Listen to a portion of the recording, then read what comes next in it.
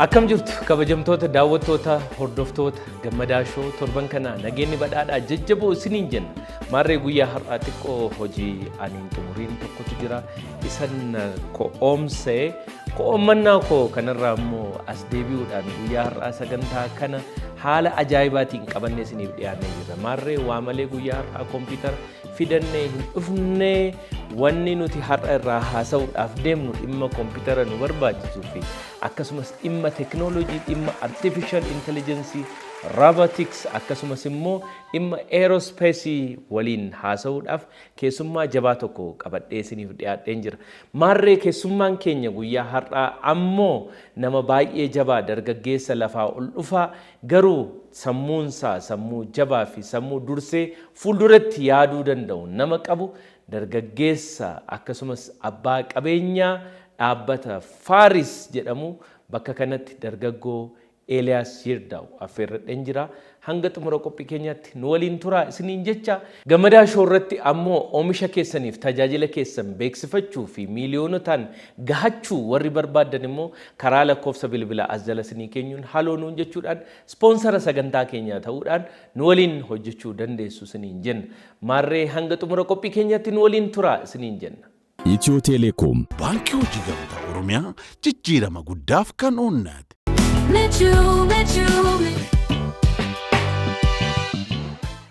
Eeliyaas Yirdaa'u baga nagaan dhufte. Baga nagaan dhufte. Cheers Eeliyaas. Ayyo. Cheers.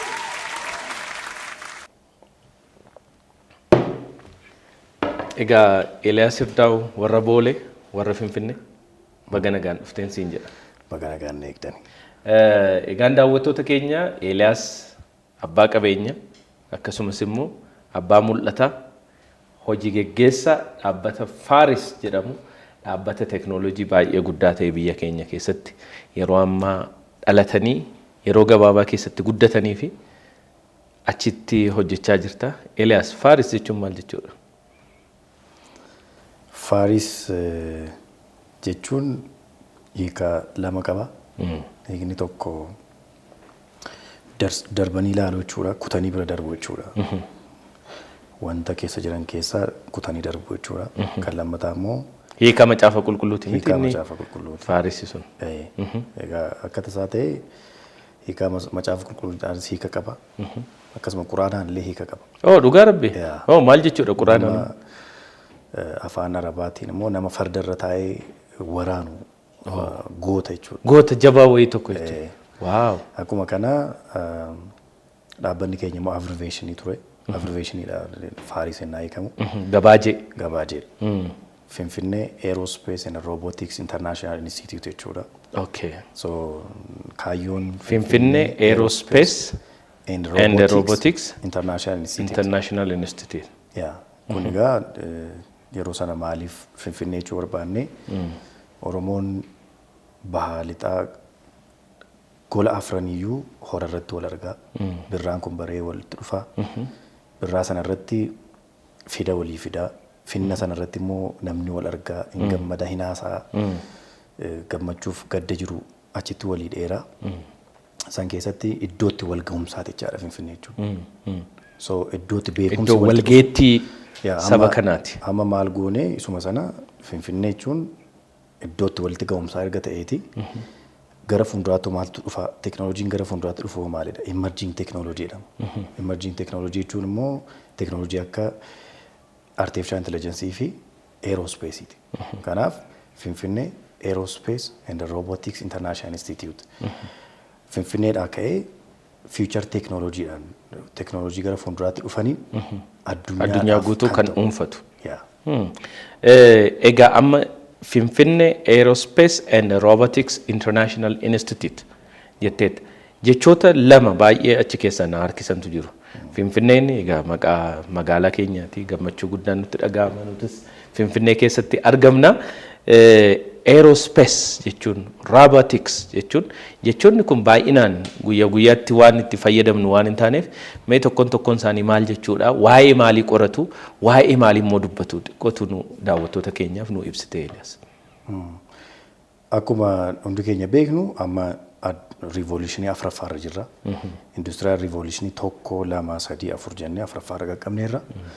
akkuma beekamu riivoluushinii tokkoffaa irratti addunyaan warri dursa dammaqan qotisa isaanii gara meekaanaayiziitti gochuutti kan isaan darbanii. Qotisus meekaanaayizii erga ta'ee booda leebarii barbaachisa ture biyyoota hiyyeeyyiirra akka biyyoota Afrikaa Eeshiyaa irraati leebarii fudhatanii fayyadamaa. Humna namaa fayyadamaa turanii. Humni namaa sun immoo bifa garbummaatiin ture. Garbummaan sun waraanamee amma immoo gara riivoluushinii lammaffaatti naa darbamu immoo gara kamitti darbamee almost qonnis haafuuti gara industiriitti haa darbamu jedhame. Industirii sana keessattis immoo maaltu barbaachisa ture? Industirii sana keessatti roo maateeriyaalii barbaachisa. Roo maateeriyaaliin sun immoo Afrikaadhaa dhaqa. Kanaaf immoo maaltu barbaachisee koloniidhaan qabachuu biyyoota sana humnaan qabattee wanta riisoorsii biyya sana keessa jiru fayyadamuudhaaf kan itti fayyadamu ture.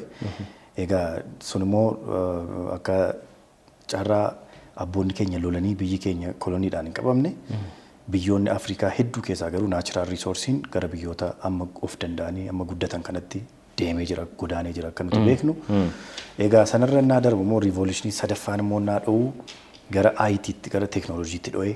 So gara sanatti immoo naa deemu maaltu barbaachisa ture? Sammuu namaa barbaachisa.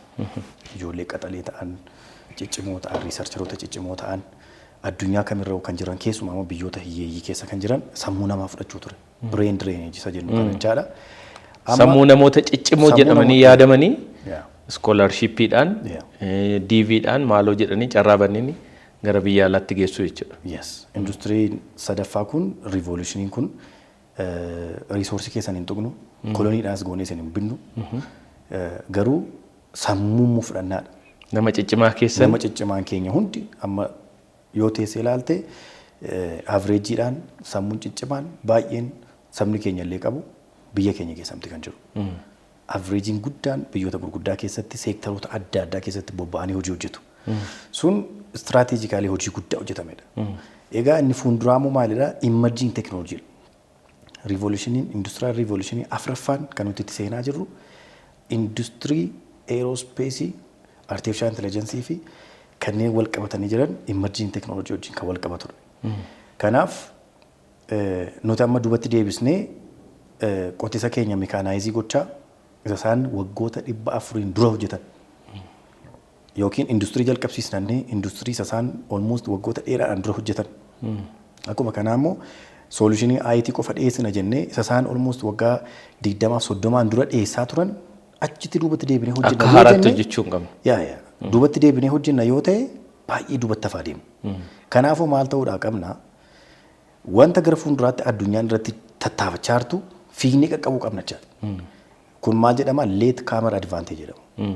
Leet kaamera advaanteejii sana fayyadamnee wanta addunyaa irra warri suuta jedhee dhufee bakka addunyaan geesse sana erga irratti baree booda achirraa ka'ee fuulduratti ce'a jechuudha. Yes. Achirraa kaatee of qopheessita.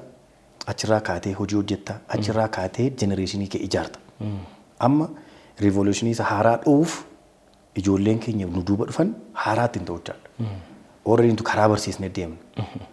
Teeknooloojiin ispeesii, teeknooloojiin artificial intelligensii waan haaraa tokko akka hin taaneef barsiisnee afaan keenya immoo afaan itti haasofnu kana afaan kompiitaraa goone yoo nuti darbine ijoolleen keenya dhufan immoo on top of that biizinasa gurguddaa irratti hojjetuu danda'u jedhee yaada. So teeknooloojiin eeroospeesii fi roobootiksii artificial intelligensii industirii kanarra jira. Industirii kana immoo sirriitti barsiisuudhaaf irratti hojjetaati jira. Akkuma beekamu eeroospeesii fi saatalaayit teeknooloojiin space technology keessaa tokkodha. Space technology jechuun immoo anaafate amma haasa'aa jirra. Erga haasofnee booda uploadii ta'uu qaba namni baay'ee akka arguuf. Sanaaf maaltu barbaachisa? YouTube irratti fe'amuu qaba. YouTube irratti fe'amuudhaa qaba. YouTube irratti fe'uudhaafis ta'ee sochiiwwan karaa communicationiitiin jiruuf immoo connectivity barbaachisa. Walqunnamtii. Walqunnamtiidhaaf immoo maaltu barbaachisa? Saatalaayitii barbaachisa. So space technology'n wanta nuti yeroo hundumaa biyyoota guddatan irraa kireeffachaa itti fayyadamnu otoo hin ta'in nuti amma kana booda ikoonoomii keenya guddataa deema. Hubannaan ijoollee keenya cimaa deema. Biyyi keenya cimaa deemti. Kanaaf saatalaayitii kan mataa keenya nu barbaachisaa deema jechaadha. Even if immoo akka biyyaatti innaa saatalaayitii kan mataa keenyaa fayyadamaa deemnu gaa seektaroota adda addaatiif fayyadamna. Qotisaaf saatalaayitii kan mataa keenyaa fayyadamna. Humna waraansa difeensii keenyaaf saatalaayitii kan mataa keenyaa fayyadamna. Koominikeeshinii keenyaaf saatalaayitii kan mataa keenyaa fayyadamna. Wantoota kanaaf saatalaayitii kan mataa keenyaa fayyadamnu immoo maaltu nu barbaachisa? Sammuun nu barbaachisa.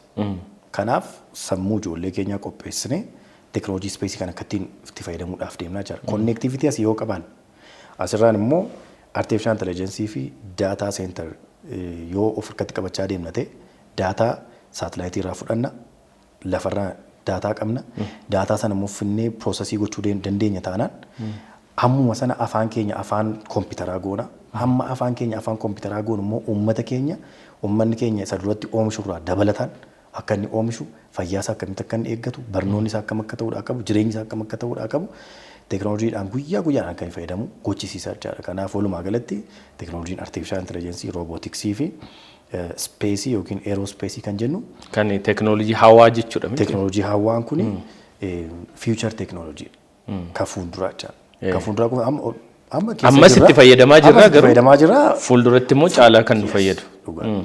Egaa akkuma sila jettee Faaris durirraa jalqabee beeka waggaa 6-7 kana yeroo isin jalqabdan irraa kaa'een sin beeka. Daa'imman irratti baay'ee hojjechaa turtan keessumaa daa'imman sadarkaa barnootaa gadi aanaa qaban hedduu isaanii ganna barsiisuudhaan koorsii adda addaa qopheessitanii barsiisaa turtan. Daa'imman irratti hojjechuu maaliif filattan? Akkamitti dhaloota irratti hojjechuu jedhu kun yaadi isaa isinii dhufe? Hojii keessaa hojiin ni cimaan hojiin ulfaatu investmentiin ulfaataan sammuu namaa ijaarudha. Ati baatee biizinasa wayii hojjechuu dandeessaa sammuu ijoollee kee guddisuun garuu hojii guddaa hojii ulfaataadhas. Waanuma tokko naa dhufeera jettee wanta ati of keessaa deebistu miti itti yaaddee deebista itti yaaddeet ijaarta sammuu sana. Akkuma kanaa biyyi keenya gara fuulduraatti akkuma sila ibse kana teknooloojiin addunyaatti fiigaartu teknooloojii sanadha. Teknooloojii sanaaf kan danda'u immoo sammuu adda ta'e sammuu qophaa'edha. Sammuu qulqulluu waa hundumaa fudhachuu danda'u. Sammuu qophaa'e sana sammuu sana immoo teknooloojii hidhachiisuudha.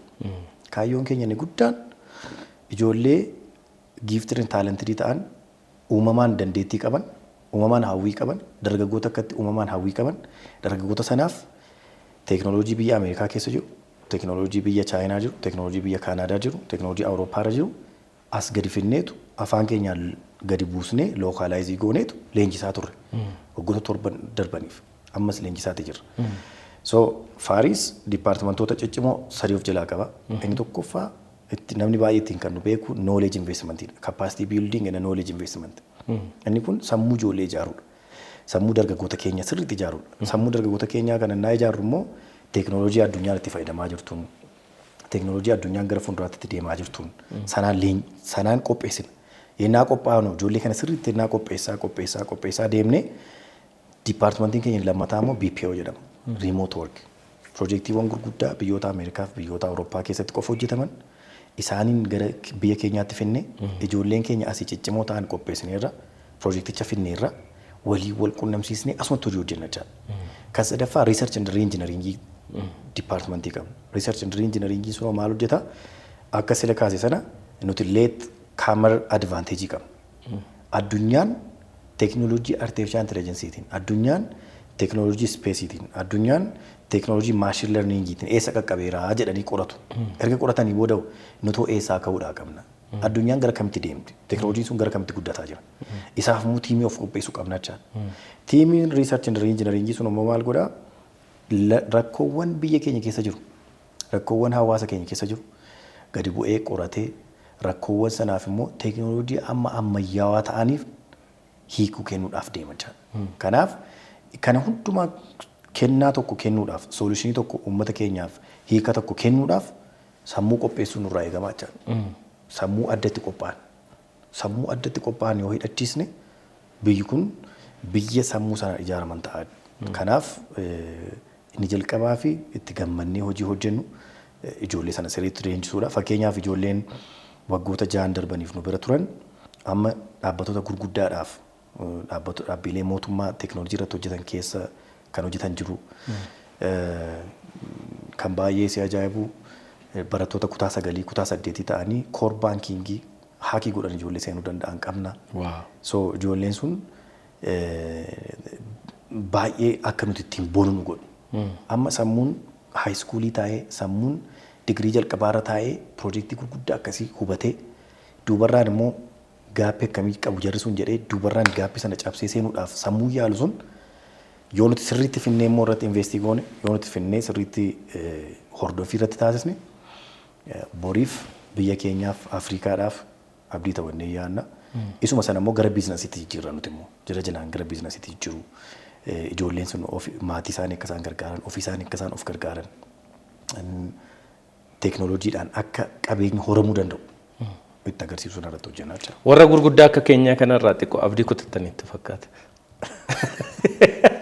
Inni biraan Eeliyaas wanni na ajaa'ibu daa'imman kanarratti akka kanatti hojjechuudhaaf innati yaanni kun kan sii dhufe maybe ati daa'imummaa kootti waan dhabe wayii jira sila otoo kan carraa wayii argadheera ta'e kana caalaa ta'uu hin danda'a jettee wannati miis goote yookiin dhabe jettee irratti hojjechaa turte jiraay daa'imummaan kee akkam ture mee waa'ee ijoollummaa kee xiqqoo nutti.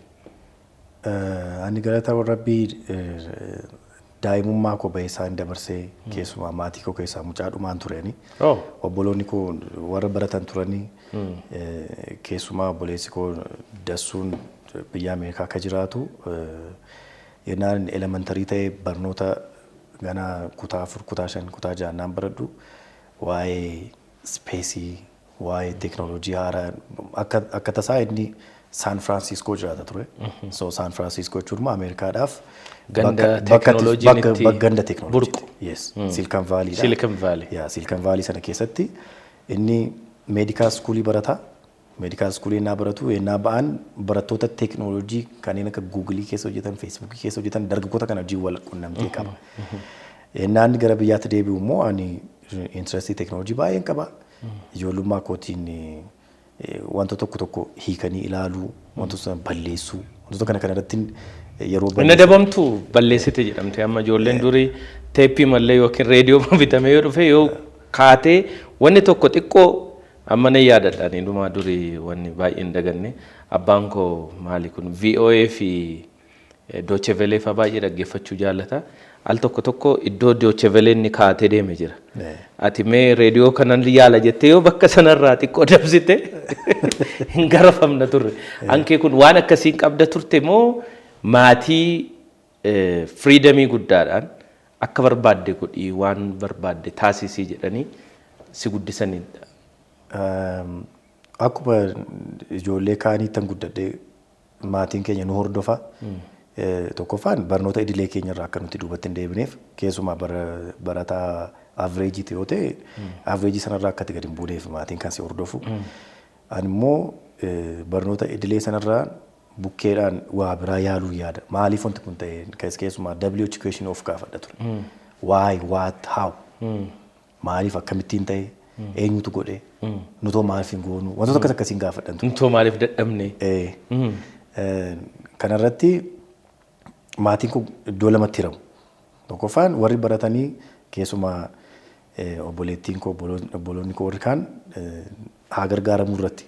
Warri kaan immoo barnoota isaa idilee irratti fookasii gochuu qaba. Inni kun boruun qaqqaba. Kun waan cinaa kan akka inni hin deebine. Sana hojiin wal qabatee inni guddaan ijoollummaadhaan sammuu koo keessa jiru wanta ta'e haasee sitti agarsiisuu qofa otoo hin ta'in hojjedhee sitti agarsiisu. Akkamitti wanti sun hojjeta. Erga wanti sana sitti agarsiisee booda yoo yaada sana fudhachuudhaan dadhabde rakkina keeti malee rakkina koo miti jecha. Wanti kun akkattiin hojjetteetti ergasii immoo tokko hiikne. Egaa wanti sun guddataa deemee magaalatti guddatteeti? Magaalaa Ambootiin dhaladhee guddate. Magaalaa Amboo? Okay. Warra Ambooti. Warra Amboo. Warra qabsoo. Warra qabsoos warra teeknooloojis ta'aa jirtu jechuudha. Egaa barnoota achumatti baratte jechuudha. Barnoota achitti baradhee. Hanga iskuulii? Barnoota idilee barannu keessatti fakkeenyaaf fiilmiiwwan innaa ilaallu fiilmii biyya alaa innaa ilaallu fiilmii fiicharistikii warra ta'an kana warra gara fuulduraatti ta'uudhaaf deemu jedhanii isaan hojjetan. Amanamuu hin dandeenyeef tokko warra qaban. Wantoota akkasii ilaalan ture. Keessumaa ispeesii wajjin wal qabatee immoo teeknooloojii ispeesii kana yeroo sana astiroonotoonni Ameerikaa fi Awurooppaa alaabaa isaanii yeroo isaan maarsiirra godhan immoo alaabaa keenya gochisiisuu adoobeedhaan alaabaa keenya gochuutti deema ture.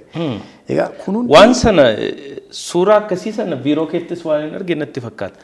Waan namni Oromoo wayii tokko dhaqee hawaarra ispeesiirra suuraa dhaabu kana argeera. Waan ijoollummaatti dhufe jechuudha wanni sun. Kun dream boardiidha.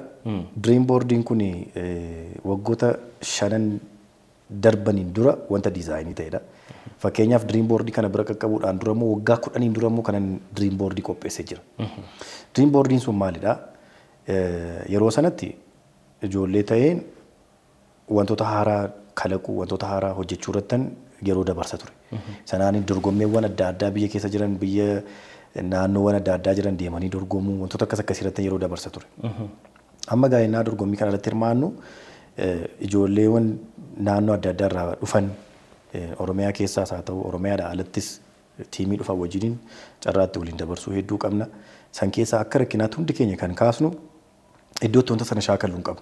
Fakkeenyaaf amma shaakalliin koo mana warra koo keessatti mana keenya keessatti ennaa sa'aatii 12 akka lakkoofsa Itoophiyaatti sa'aatii 12 nan ciisa, sa'aatii 6 immoo nan ka'an riba.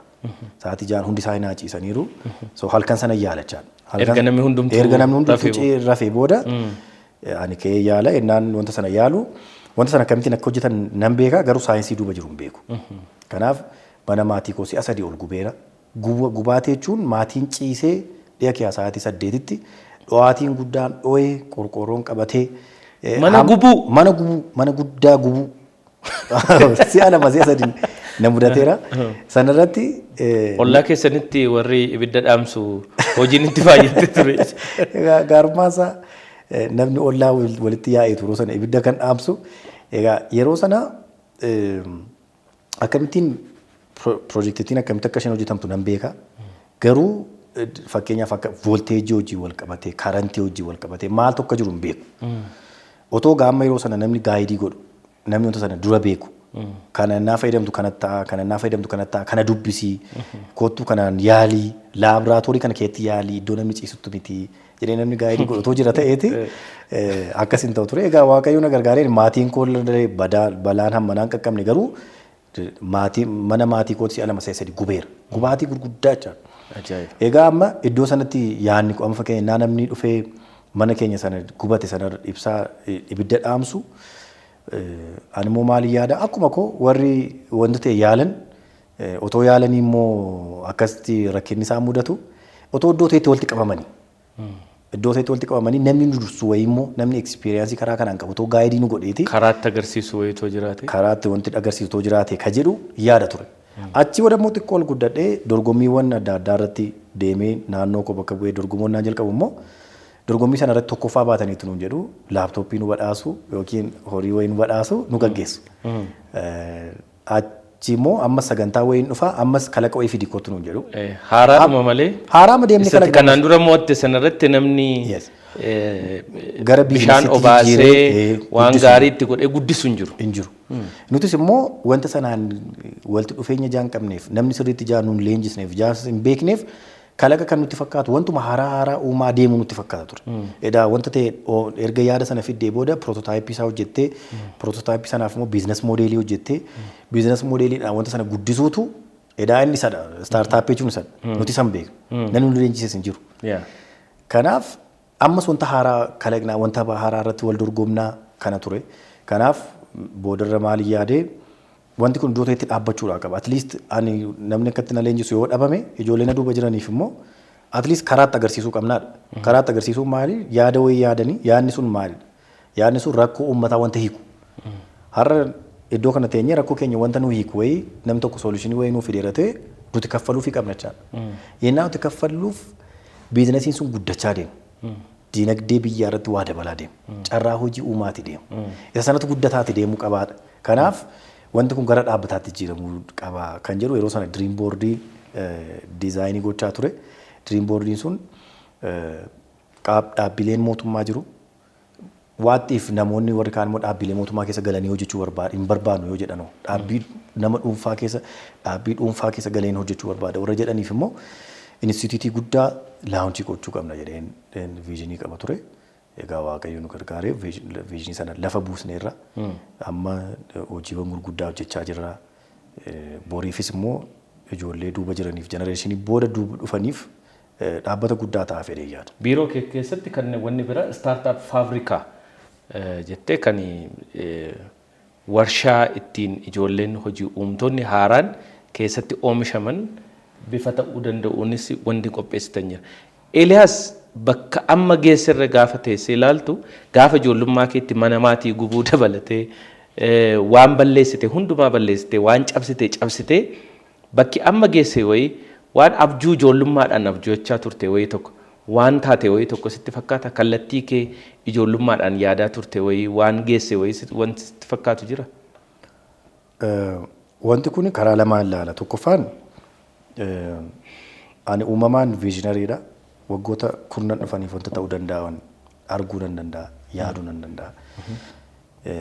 Fakkeenyaaf waggoota kurnan darbaniif iddoo kana geenyaa wanta akkasii ta'a jedhee naan dubbadhu warri natti qoosaa turan almost qoosaadhaan fudhatanii hafan isaan. Ammas immoo achumarra taa'ee immoo waggoota 20 dhufaniif immoo isa ga'uudhaaf dandeenya, waggoota 30 dhufaniif immoo isa ga'uu dandeenya.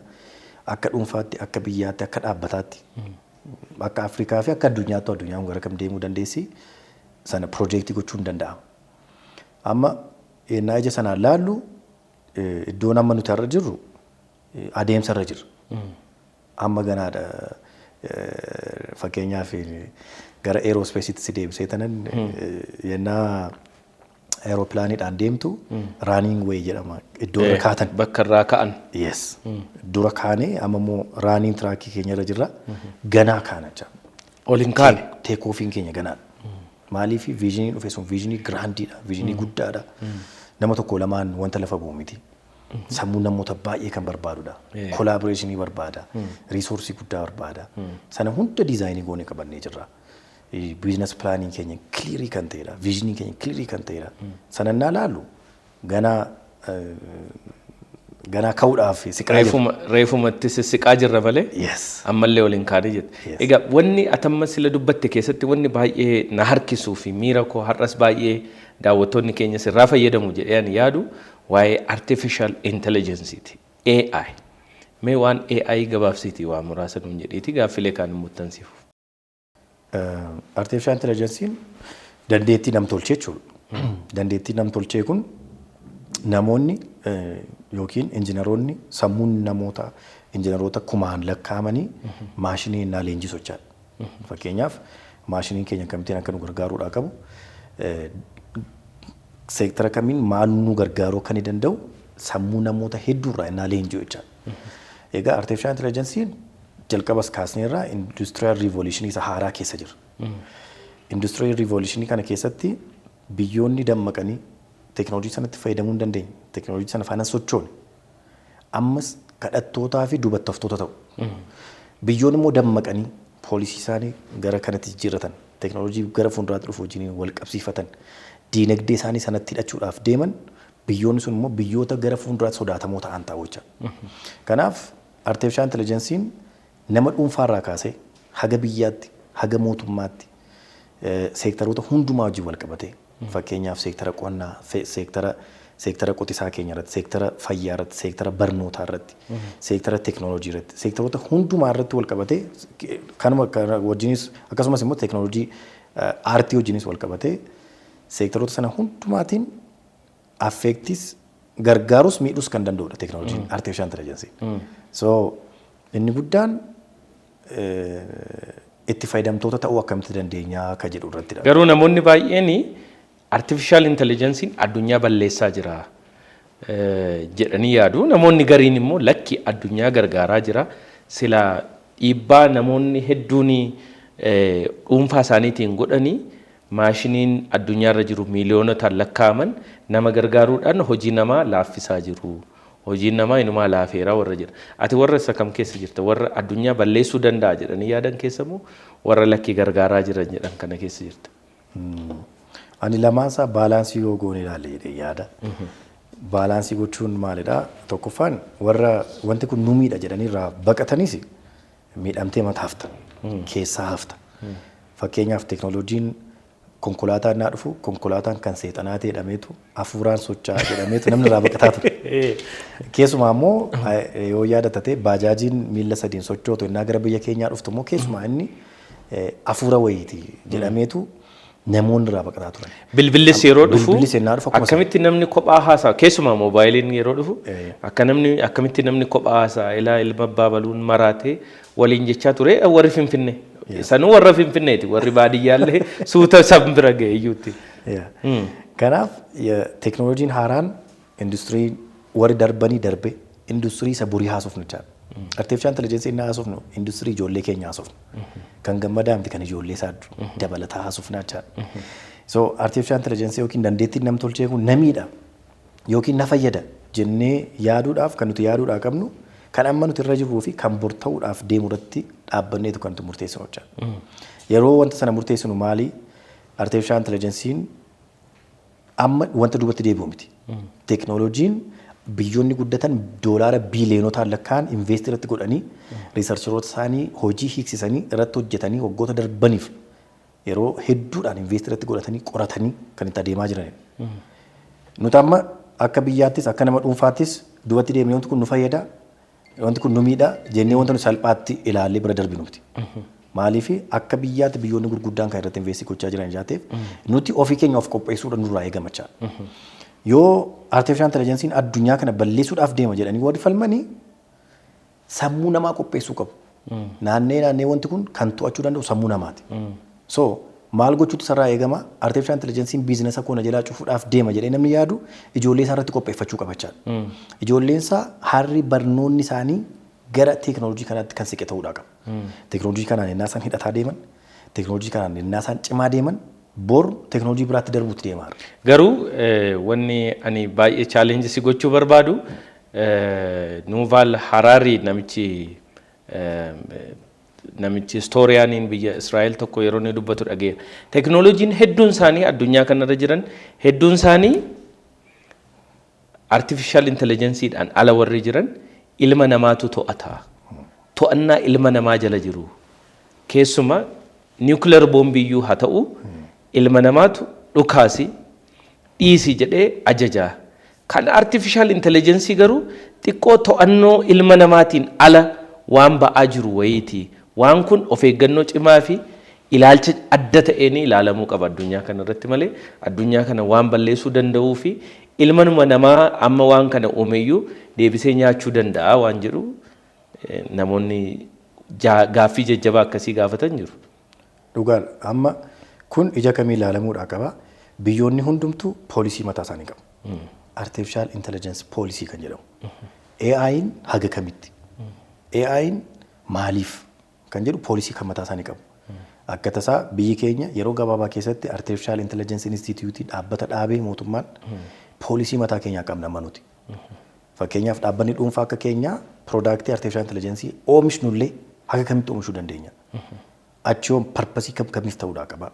Akkamitti leenjisuu qabna. Daataawwan achirraa jiranoo akkamittiin fayyadamuudhaa dandeenya poolisii kan mataa isaatii qaba. Amma teekinooloojii kamirrattiyyuu duratti roobotota ture kan haaraa ta'aa ture. Roobotonni amma industirii baay'inaan fudhataa jiru. Keessumaa industirii sarvisii fudhataa jiru, industirii maanufaaktcharingii fudhataa jiru, oomisha. So inni sun maal gargaara? Ati fakkeenyaaf oomisha faaktarii qabda yoo ta'e hojjettoota nama 50 qaxartee hojiitti hojjettuu fi roobootii lamaan tokko yookiin sadan tokko itti dabaltee hojiitti hojjettu hojii addaati. Amma gaa maaltu ta'a iddoo sanatti namoota warra dura otoo hin baratiin hojii wayii hojjetan qofa otoo hin ta'in namoota baratanii iskiilii ittiin roobootii sana ajajuu danda'an qabaatantu carraa hojii uumtaaf jechaadha. Egaa amma artificial intelligence'n kun innaa walitti ida'umsaan innaa ilaalaa deemnu yoo iddoo tokkotti kontiroolii gochuudhaaf deemna ta'e balbaloota adda addaa saaquutti qabnaa jechaadha. Balbaloonni sun immoo balbaloota akkamitti ta'uudhaa qabu. Fakkeenyaaf artificial intelligence'n qonnaaf nu gargaaraa inni. So seektariin qonnaa qote bulaan keenya yoo oomishe hammam yoo sanyii qopheeffate yoomitti yoo inni facaase akka isa baasu kan piridiiktii gochuu danda'uu fi anaalaayisisii kan hojjechuu danda'u artificial intelligence'n. Fakkeenyaaf lafa muraasa irratti qotisa tokko qotee midhaan kuntaala 20 gashata yoo ta'e akkamittiin midhaan kuntaala 20 sana gara kuntaala 60tti guddifata jedhee yoo teekinooloojiin sun hin gargaara ta'e dhugumaan qotee bulaan keenya gargaaramaa. Akkuma kanaa dooktaroonni gara fayyaatti immoo naaf innu namni baay'een kan dhumu dhukkuba isaatiin qofa otoo hin ta'in qorannoota hojjetame kun yaada koo qofa otoo hin ta'in namoonni baay'een kan mana yaalaatti dhaqanii du'an qorannoo qoratameen dhukkuba isaanii qofaan miti. Yaalii yennaa godhamuuf dogoggora yaalii warri kennaniif sun dooktaroonni yaalii yennaa godhan dogoggora dadhabbii irraan ka'ee kan isaan godhantu namni sun akka inni hin fayyine godha. Yookiin akka inni cumarraan lubbuu isaa dhabu ta'a. Kanaaf teekinooloojiin gara fuulduraatti dhufaa jiru kun maalidhaa? Dhukkuba kee ofiisaatii beekee qoricha akkamii yoo fudhatte sarjarii yoo ta'e sarjarii akkamii akkatti fudhachuudhaa qabdu. Even if amma immoo guddatee dooktarii faana galee maashiniin sun dooktarii faana dhaabbatee galee sarjarii ofiisaatii hojjetee. Kun jechuun isa complicated warra ta'an isa open heart surgery laphee baqaqsanii suphuu sarjaroota gurguddaa ta'an kana ofiisaatiin hojjetee dogoggorri tokko tokko keetti hin uumamin nama sana keessatti qaama isaa keessa tokko tokko lafatti hin bu'in hojjetee dooktarii sana gargaaree ba'achaa. Kun karaa fayyaatiin ilaalle. Fakkeenyaaf gara barnootaatti immoo aduuf. Seektara barnootaa irratti amma daataa biyya keenyaa yoo ilaalte parsantii 5 ol miti kan barattoonni haayiskuulii yuunivarsiitii darbaa jiran. Gaappiin kun hundi kan uumamaa jiru haala ittiif baruuf barnoonni keenya ijoolleen keenya ijoollummaa isaaniitii kaasanii ittiin qaramaa jirantu sirrii miti jechaadha. Yookiin immoo haala ittiin nuti qormaata baasaa fi jirrutu yookiin haala nuti ittiin qoraa jirrutu sirrii miti jechaadha. Fakkeenyaaf gaaffii tokko si haa gaafadhu. Barataan amma yuunivarsiitii biyya keenya keessa jiran keessatti barataa jiran keessa baay'een isaanii wanta ofiisaaniitiin fedhanii miti kan isaan barataa jiran. Kana beekta? Kun akkamittiin hiikamuudhaa danda'a?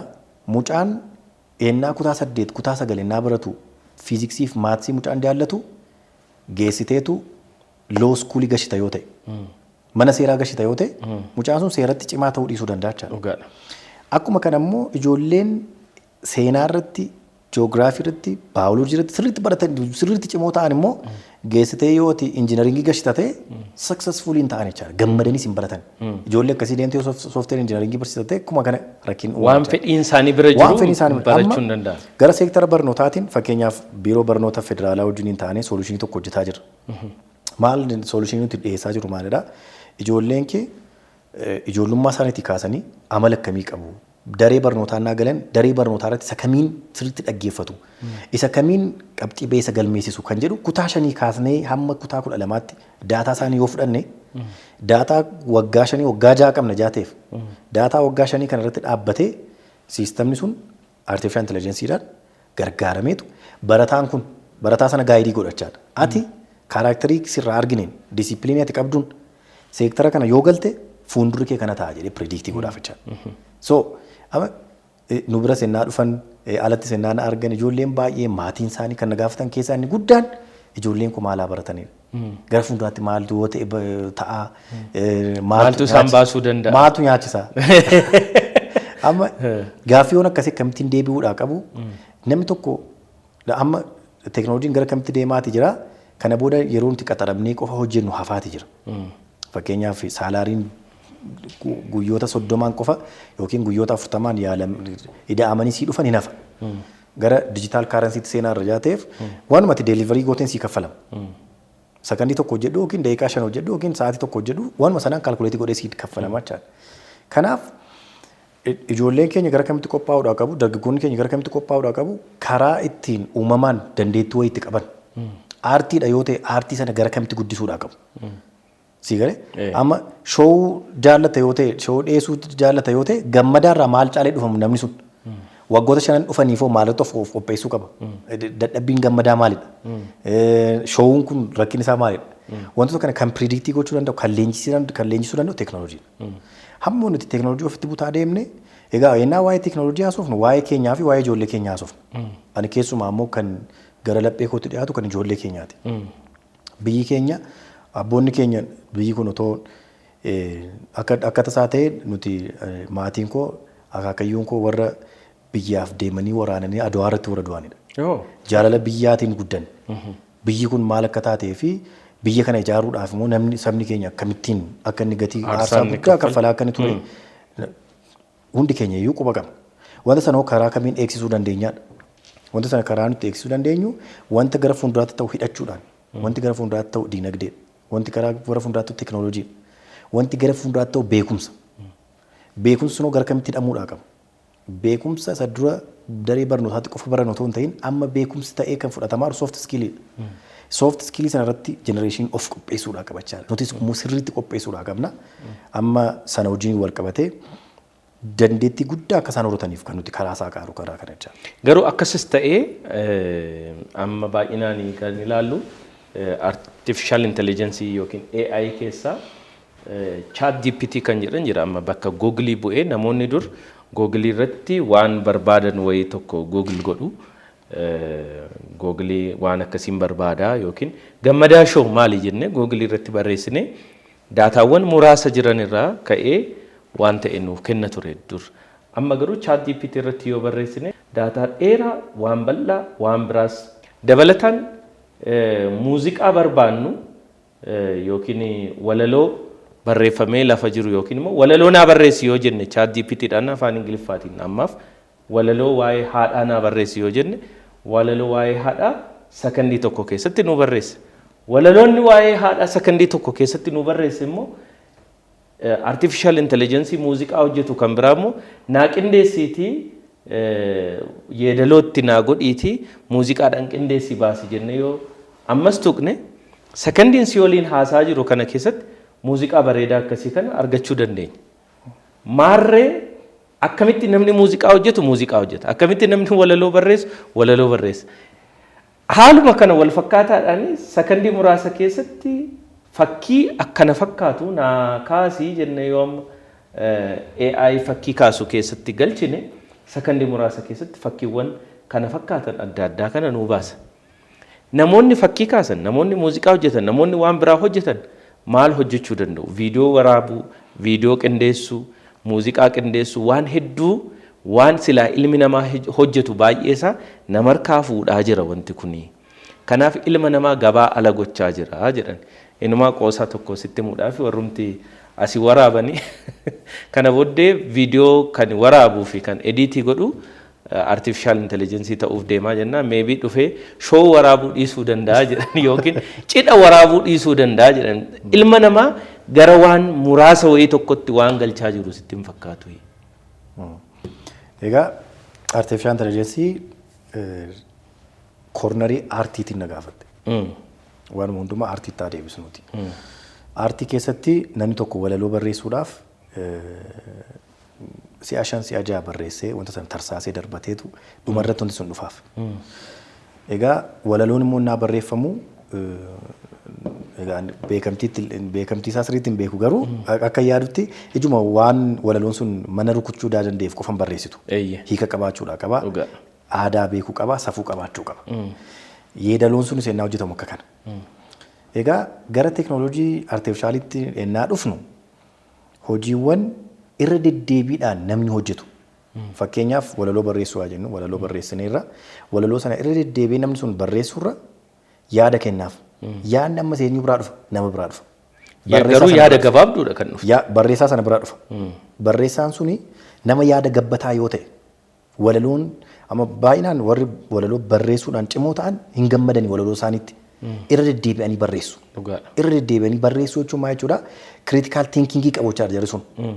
Amma gaa teekinooloojiin kun maal jechaaniira? Hojii isa doonkii isarra deddeebi'anii barreessanii balleessanii maal godhanii isaanaaf dhiisii.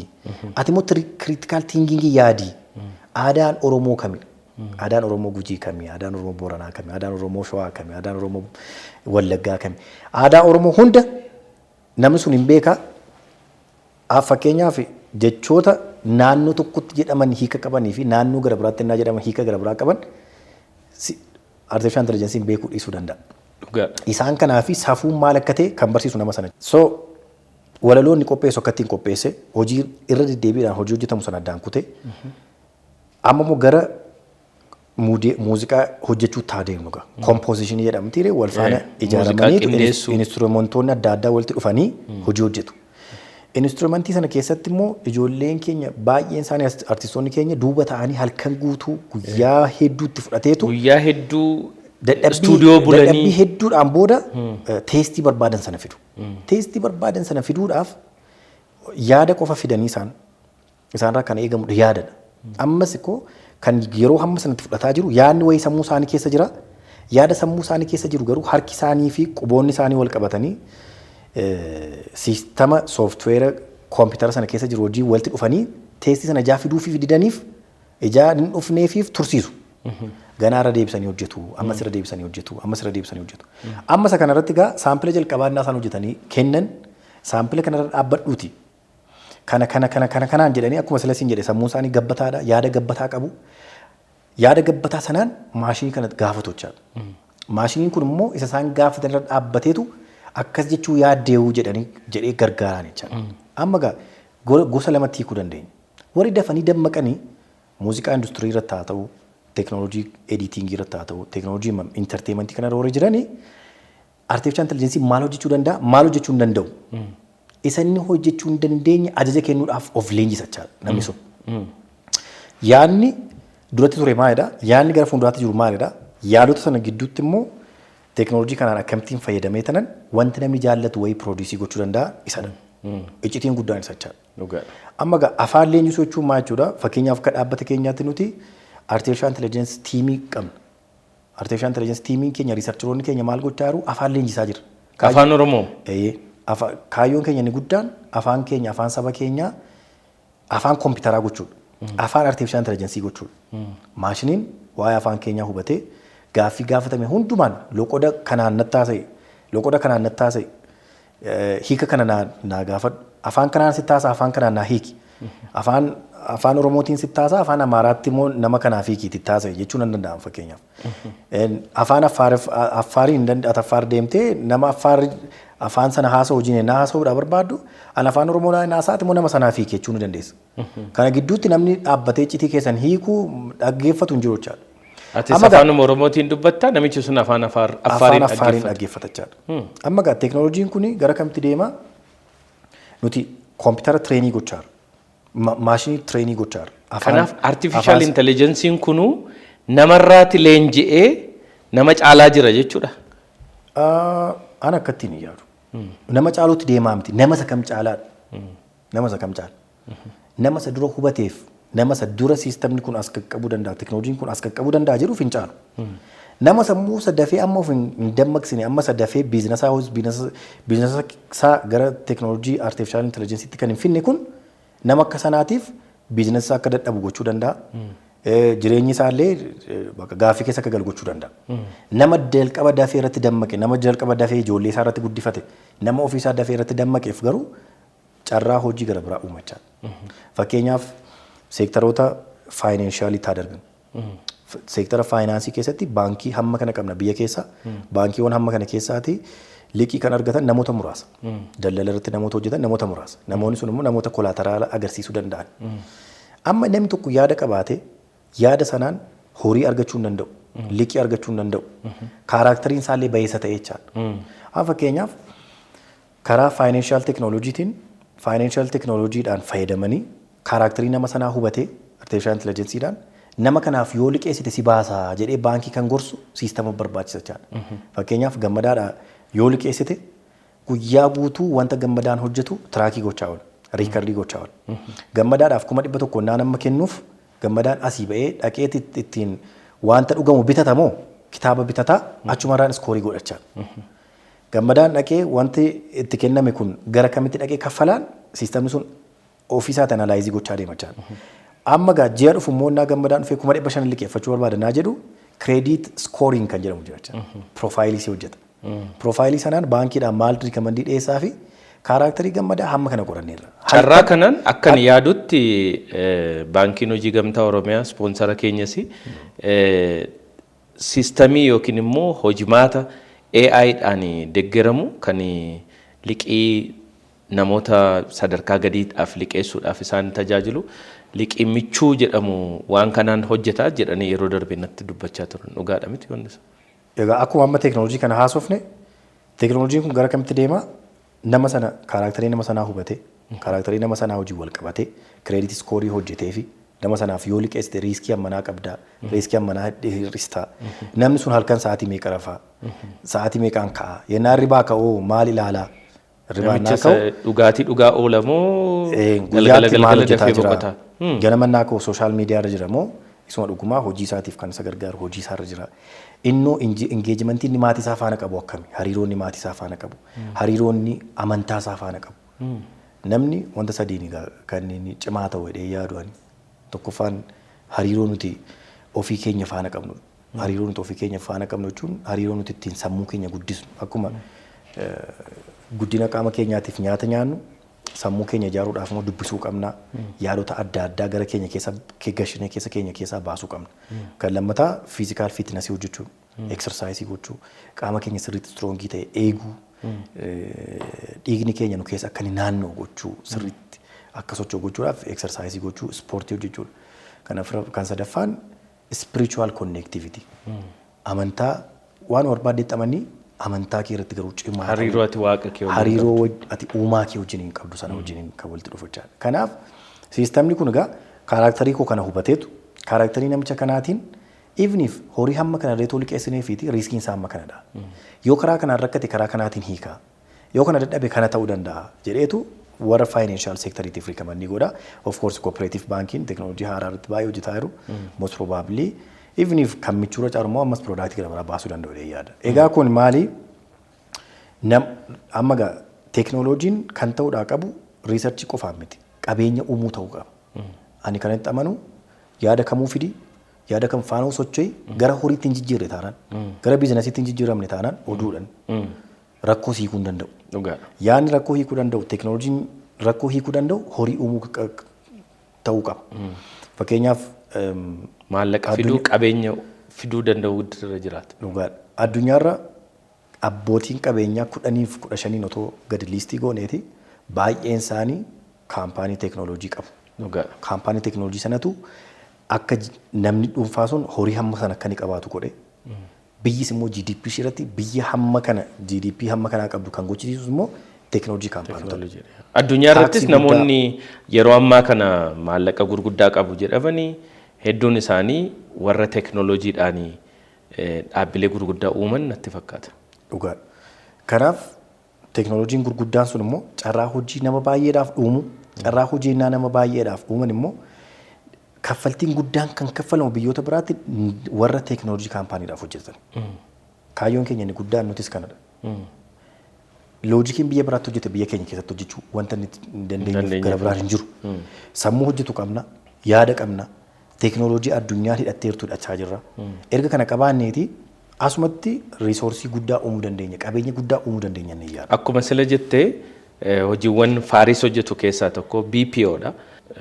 Business Process Outsourcing kan jedhan biizinasoota Ameerikaatti hojjetaman kaampaanota Ameerikaarraa ijoolleewwan qaxalee ta'anii fi teknooloojii hubachuu danda'an afaan illee gaarii dubbachuu danda'an biyya kana keessa jiran leenjistanii hojii irratti bobbaasuudhaan biyya keenyaafis sharafa alaa argamsiisuu karaa danda'uun maallaqas miiliyoonota doolaaraan gara biyya kanaatti fidaa jirtu jedhan. Mee waan BPO maal hojjechaa jirtu hangammaatti maal fiddanii fuulduratti immoo maal yaaddu isarratti yoo gara dhumaatti kaafne? BPO'n seektara amma nuti gara riivoluushinii addunyaan akka jalqaba jenne sana riivoluushinii afuraffaatti ennaa utaaluudhaaf jennu qabeenya nu barbaachisa. Akka biyyaatti qabeenya guddaa nu barbaachisa. Fakkeenyaaf biyyoonni guddatan kana booda akka kana duraa riisoorsiin Afrikaadhaa barbaadanii Afrikaa dhufanii kolonii hin qabatan. Already riisoorsii guddaa qabu ofii isaaniiti. Kan lammataa immoo riisoorsii sana yoo dhiisan immoo Maarsiyyuu kolonii godhanii yookiin pilaanetii biraa kolonii godhanii pilaanetota biraa irraati riisoorsii sana fiduu danda'u. Amma inni guddaan nuti gara teknooloojii sanatti utaaluudhaa dandeenyu karaa riimoot woorkii kanaan. Riimoot woorkii jechuun hojii fageenya irraa as taa'amee hojjetu jechaadha. Nuti biyya poppileeshinii keenya lakkoofsi uummata keenyaa dabalaa jiru. Akkuma kana ta'e immoo reenjiin nuti dargaggoonni keenya waggaa 30 gadi immoo parsantii 69 fi parsantii 70 ol ta'edha. Parsantii guddaadha kan humna oomishu qabna. Humna oomishu sana keessaa immoo dipaartimentii injinaringiitiin immoo gimmaashni isaa yookiin 50% ofiit teknooloojii understanding warra qaban. Akkuma kana ta'e immoo seektaroota adda addaa irratti sammuu namaa qabna. Egaa addunyaa irratti biyyoonni outsourcingiidhaan fayyadaman biyyoota Eeshiyaati. Biyyoota Eeshiyaa keessaa fakkeenyaaf otoo fudhanneeti jalqaba yeroo manufacturing jennaa jalqabamu gara Chaayinaatti ture outsourcii kan godhamu. Amma gara sarvisiitti innaa dhufu immoo Indiyaadha fuulduraan kan deemaa jiru. Indiyaan GDP ishee irraati biliyoona 120 doolaara biliyoona 120 ol kan ta'u. Doolaara biliyoona 120 ol kan ta'u ekspoortii toon godhin beekumsa namaa qofa gurgurtee kan isheen argattudha riimoot workiirra. Egaa qabeenyi BPO kun waggoota 3-4 dhufaniif ennaa shallagamu gara biliyoona 800-900tti doolaara biliyoona 800-900tti siqaa jedhama. Seektaroota adda addaatiin egaa kun. San keessaati amma nuti kan nuti yaalaati jiru maalidhaa? Nuti dandeettii namaa qabna. Dargaggoonni keenya baay'ee ciccimoodha. Chaansii biyyoota Eeshiyaatiif kennitan, biyyoota Indiyaatiif kennitan nuuf kennaa, nu yaalaa. Let we try. Erga yaallee booda immoo maalidhaa? Astaanii ijoolleen keenya carraatti isaan hojjechuudhaa danda'an. Halkaniif guyyaa akka carraatti nuti hojjechuu dandeenya. Risoorsii guddaa kana immoo garatti biyyaatti gara nuti fiduu dandeenya. Otoo nuti as teenyee risoorsii uumamaan qabnu gara biyyoota guddataniitiin ergiin sammuu ijoollee keenyaa qofa ergine sammuu ijoollee keenyaa astaanii hojjetanii doolaarota biiliyoonotaan lakkaa'an biyya keessatti fiduudha. Kaayyoon keenya inni guddaan kan. Kun immoo carraa hojii dargaggoota keenya hedduudhaaf uuma. I think mootummaan kana irratti sirriitti irratti hojjechuu qabadhee yaada. Maaliif brain drainage sirra jennee sammuun namoota baratanii sammuun namoota ciccimoo biyyaa ba'a. Erga biyyaa ba'anii booda biyya isaaniitti deebi'uun immoo gaaffii guddaadha. Ekoosiistemii sana cabsuu kan dandeenyu iddootti namoonni ciccimoon kun dhufanii taa'anii hojjechuu danda'an kabaja iddootti argachuu danda'an professional fi iddootti kaffalamuufii danda'u. Wanti isaan barbaachisu iddootti godhamuufii danda'u. Wantoota akkasii mijeessu.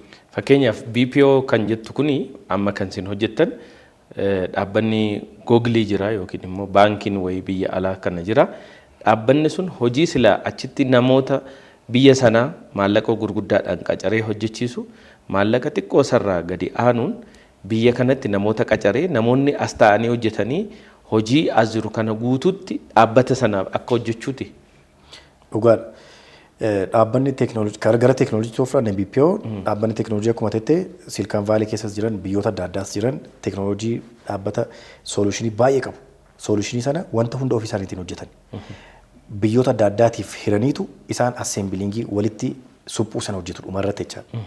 Amma gaa yennaa teekinooloojii sana biyyoota ganaa guddataa jiraniif yennaa outsourcii godhanii nuti biyya keenya keessatti leebariin affordabiliidha. Affordabilii jechuun tokkoffaan ijoolleen keenya technical understanding cimaa qabu kan lammataa immoo yoo nuti injiinara keenya tokko injiinara biyya Ameerikaa jiruu fi injiinara biyya Indiyaa jiru wajjin otoo wal dorgomsiisneeti kaffaltii isaan achitti ittiin kaffalanii fi kaffaltii isaan biyya keenya keessa dhufanii ittiin kaffalan garaagari.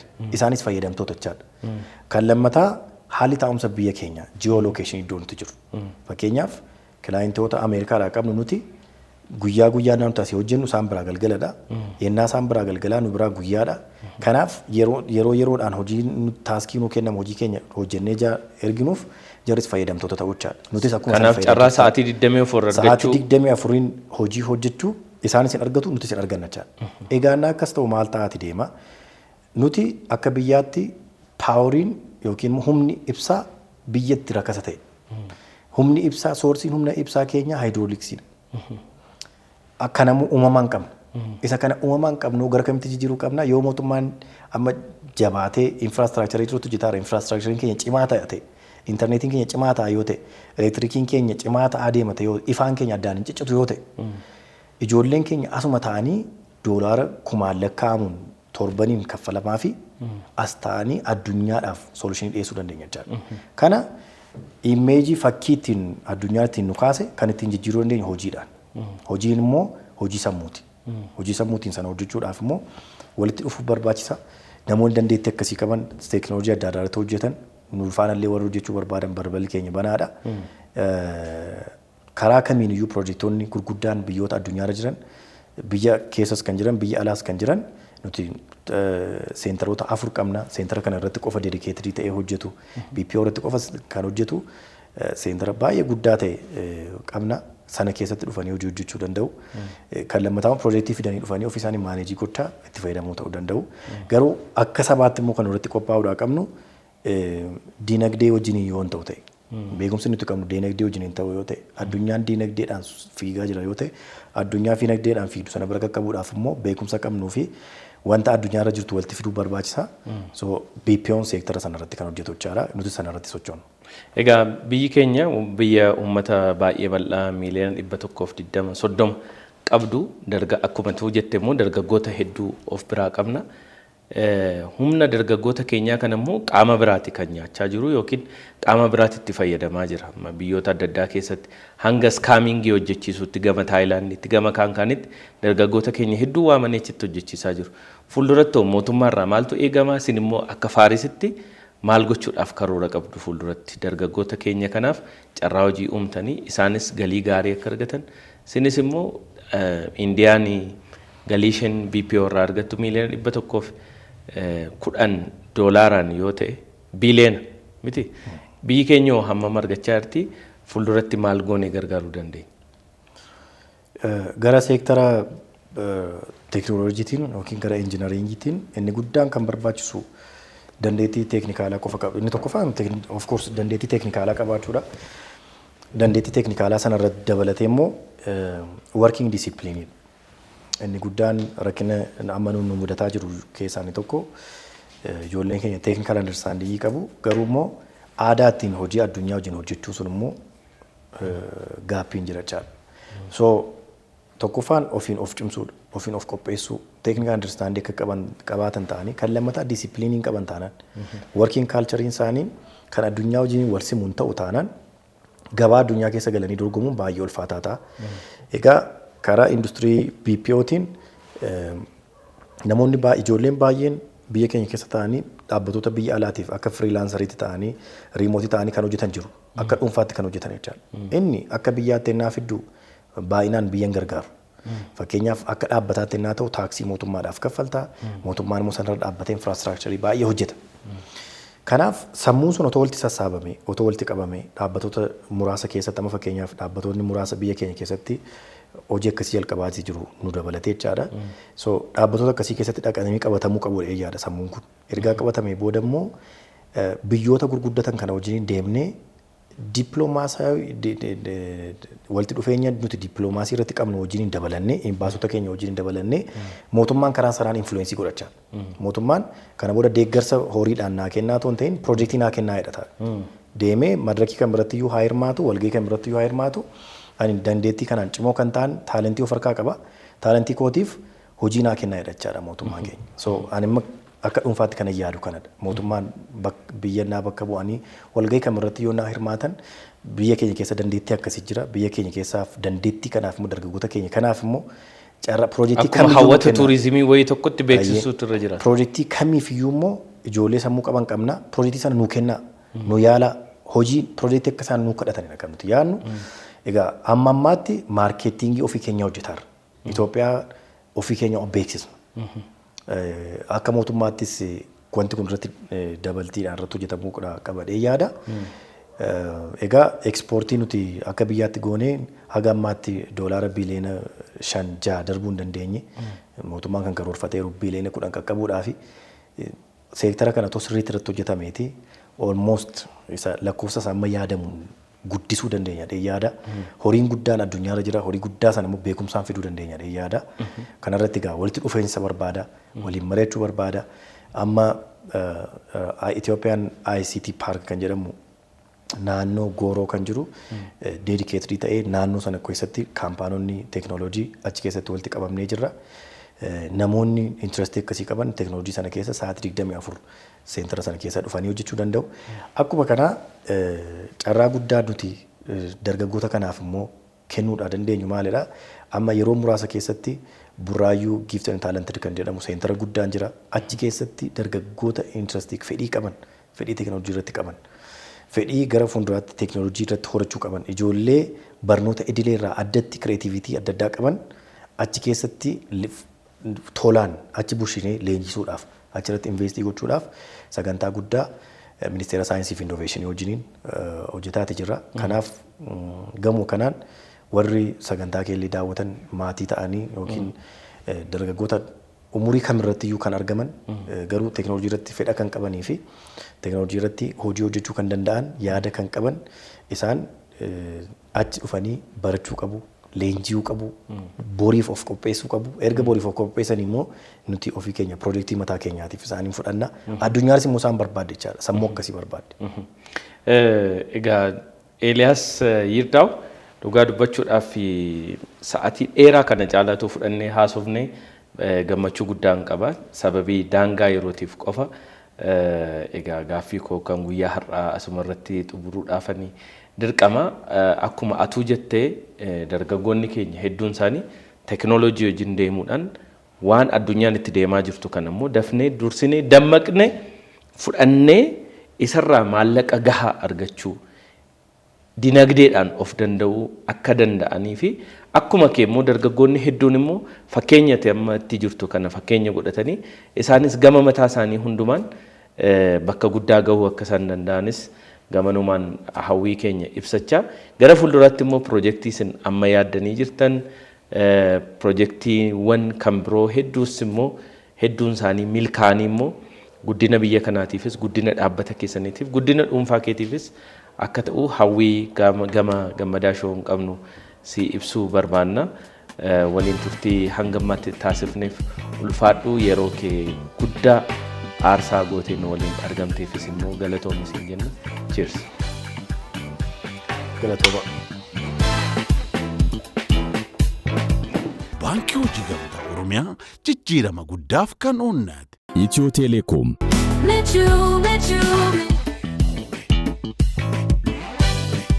Egaan kabajamtoota daawwattoota keenyaa turtiin nuti ogeessa teekinooloojii dhimma artificial intelligence akkasumas robotics aerospace akkasumas kaanillee dhimma teekinooloojii irratti marii baay'ee bareedaa Eeliyaas Yirdaaw wajjin kan guyyaa har'aa taasifne asuma irratti xumuruudhaaf dirqamna. Hanga xumura qophii keenyaatti waliin waan turtaniif waan nu daawwachaa jirtaniif waan nu jabeessaa immoo jirtaniif yaadaa fi gaaffii keessan kamiyyuu immoo ammas fuulduratti nuuf ibsuu hin dagatinaa lakkoofsa bilbila azala isiniin keenyu isiniin jenna gama yuutuubiitiin immoo warri nu daawwachaa jirtan yuutuubii keenya Risaa Miidiyaa subscribe like comment share gochuudhaan immoo nu jabeessaa isiniin jenna torban keessummaa biraa qabannee dhiyaachuudhaaf waadaa kan isiniif seennu ta'a hanga torbanitti nama torbanii nu haa taasisu nagaatti.